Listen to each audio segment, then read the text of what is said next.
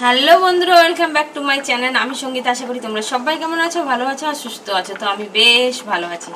চলো চলো আজ সকাল সকাল রান্নাঘর থেকে ভিডিওটা শ্যুট করছি, কারণ আজকে মেয়ে পড়তে চলে গেছে, মানে পড়তে গেছে, ঠিক আছে। তো চলো আজকে দেখো সকাল সকাল আমি ভাত বসিয়ে দিয়েছি, দেখতে পাচ্ছ।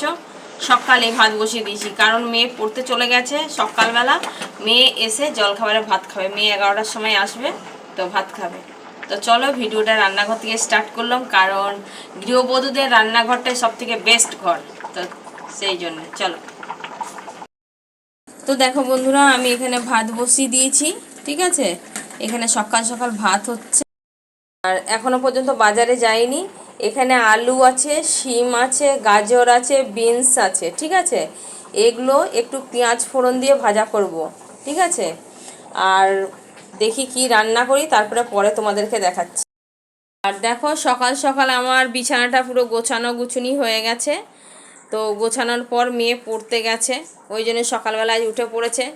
আর ঘর দুয়ারের হাল কি বেহাল, ঘর দুয়ারের হাল বেহাল, দেখেছো। এখনও ঘর দুয়ার পরিষ্কার হয়নি।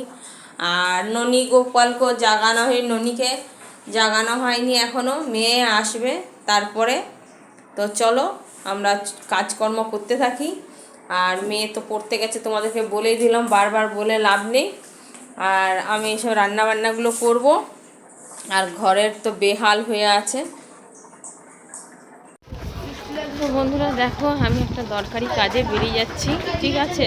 ব্লগটা কন্টিনিউ করতে পারবো কি না জানি না, দাদা ভাই ফোন করলো, তো তাই আমি এখন বেরিয়ে যাচ্ছি, ঠিক আছে।